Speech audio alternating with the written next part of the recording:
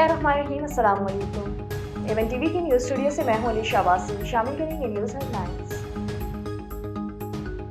Benches एहतियात का case मुकर्रर न करने पर तौहीन अदालत का मामला। अदालती हुक्म को इंतजामी सतह पर कैसे खत्म किया जा सकता है?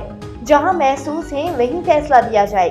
कमेटी चलते हुए केसेस वापस ले तो अदलिया की आज़ादी खत्म होगी। जस्टिस अकील अब्बासी ने कहा, हमारे केस सुनने से कम आईनी तरमीम का मुकदमा मुकर्रर हुआ। एक मुकदमा सुनने से क्यों इतनी परेशानी होगी? केस चल पड़े तो प्रैक्टिस एंड प्रोसीजर कमेटी का काम खत्म हो जाता है। केस आईनी बेंच का था, गलती से रेगुलर बेंच में लग गया। रजिस्ट्रार का दो जवाब। बेंचेस एख्तियारात का केस क्यों मुकर्रर नहीं किया? जस्टिस मंसूर अली शाह, जस्टिस आयशा सिद्दीकी और जस्टिस अकील अब्बासी मुकर्रर। सुप्रीम कोर्ट के 3 जजेस का चीफ जस्टिस को खत। केस मुकर्रर न करना अदालती हुक्म को न मानने के मुतरादिफ है। हम सरप्राइज और डिस्टर्ब हुए। हद का मतन कमेटी सरबराह को जुडिशियल ऑर्डर से आगाह कर दिया गया। तीनों जजेस का आईनी बेंच के सरबराह को भी खत। सऊदी अरब इसराइल से ताल्लुकात कायम करेगा। मेरे जाने से पहले रियाज इब्राहिम मायदे में शामिल होगा। यूएई और बहरीन इसराइल से ताल्लुकात कायम कर चुके हैं। डोनाल्ड ट्रंप का बयान, कहा गजा जंगबंदी मुआहदे पर एतमाद नहीं, गजा वाले कमजोर पोजीशन में हैं।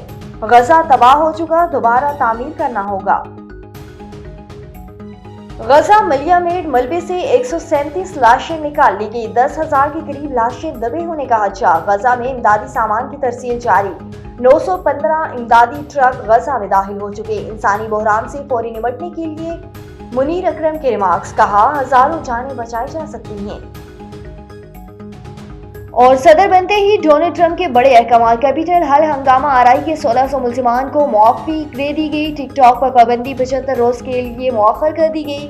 रेगुलेटरी इकदाम और नई भर्तियों पर पाबंदी। आलमी इदारा सेहत से अलग होने का भी फैसला। क्यूबा दहशतगर्दों की सरपरस्ती करने वाले मुल्क करार। ऑफ शोर ड्रिलिंग पर आयद पाबंदी हटाने का हुक्म। मसनूई ज़हानत पॉलिसी का एग्जीक्यूटिव ऑर्डर मनसूख। इलेक्ट्रिक कारें फरोख्त का हद 50% कम करने का भी हुक्म। न्यूज़ स्टूडियो से खबर के लिए इतना ही। मजीद खबरों और अपडेट्स के लिए देखते रहिए A1 टीवी। A1 टीवी, सब पे नजर, अंदर की खबर।